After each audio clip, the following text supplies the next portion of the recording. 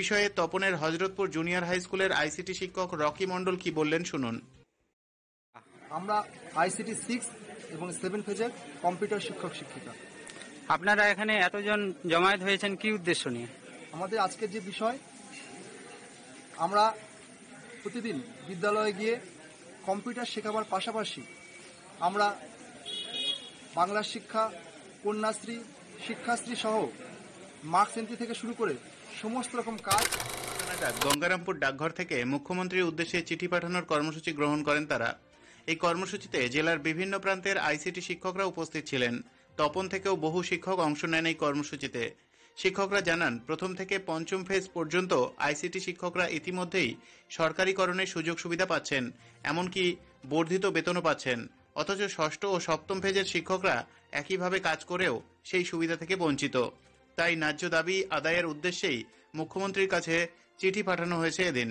শিক্ষকরা আশা প্রকাশ করেন, দ্রুত তাদের দাবির প্রতি ইতিবাচক সাড়া দিয়ে সরকার প্রয়োজনীয় ব্যবস্থা নেবে এবং সকল আইসিটি শিক্ষককে সমানভাবে মর্যাদা ও সুবিধা প্রদান করবে। এ বিষয়ে তপনের হযরতপুর জুনিয়র হাই স্কুলের আইসিটি শিক্ষক রকি মণ্ডল কি বললেন শুনুন।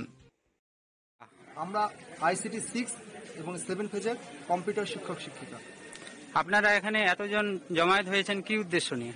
আমাদের আজকের যে বিষয়, আমরা প্রতিদিন বিদ্যালয়ে গিয়ে কম্পিউটার শেখাবার পাশাপাশি আমরা বাংলা শিক্ষা, কন্যাশ্রী, শিক্ষাশ্রী সহ মার্কস এন্ট্রি থেকে শুরু করে সমস্ত রকম কাজ আমরা প্রতিনিয়ত করে চলেছি।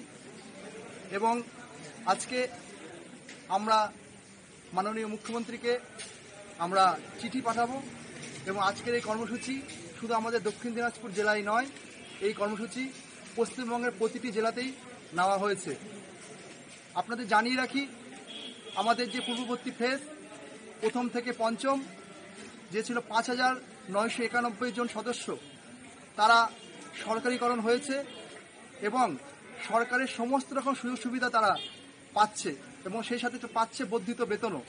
সেই জায়গায় দাঁড়িয়ে আজকে আমাদের 6 এবং 7 ফেজ আমরা পুরোপুরিভাবে বঞ্চিত। সেই জায়গায় আমরা এই আবেদন আমরা বিগত দিনে ডিআই অফিস, আমাদের বিকাশ ভবন, নবান্ন সহ পার্ট ডিপার্টমেন্ট বিভিন্ন জায়গায় আমরা বারংবার দরবার করেছি।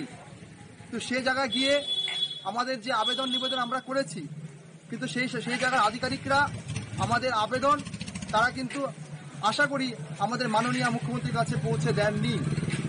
সেই কারণেই আমরা আজকে সংঘবদ্ধভাবে আজকের এই কর্মসূচি আমরা নিয়েছি, যেন আপনাদের মাধ্যমে আমাদের এই কর্মসূচি মুখ্যমন্ত্রীর কাছে গিয়ে পৌঁছয় এবং মানবিক মুখ্যমন্ত্রী যেভাবে মানুষের জন্য কাজ করেন, মানুষের পাশে থাকেন, মানুষের সমস্ত সুখ দুঃখ ভাগ করে নেন, আমাদেরও পূর্ণ বিশ্বাস, পূর্ণ আস্থা আছে যে মানবিক মুখ্যমন্ত্রী আমাদেরও দুঃখ দুর্দশা, আমাদের আর্তনাদ শুনে তিনিও আমাদের এই পূর্ববর্তী যে ফার্স্ট থেকে 5th ফেজ যে সরকারিকরণ, সেই সরকারিকরণের আওতায় আমাদের 6 এবং 7 ফেজকেও আনবেন এবং খুব শীঘ্রই আমাদের যে 3719 জন যে সদস্য আছি আমরা, আমাদের 6 এবং 7 ফেজের প্রত্যেকটি সদস্যের মুখে তিনি হাসি ফোটাবেন।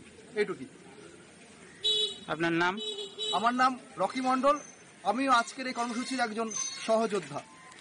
আপনি কোন স্কুলে কর্মরত? আমি বর্তমানে হযরতপুর জুনিয়র হাই স্কুলে কর্মরত।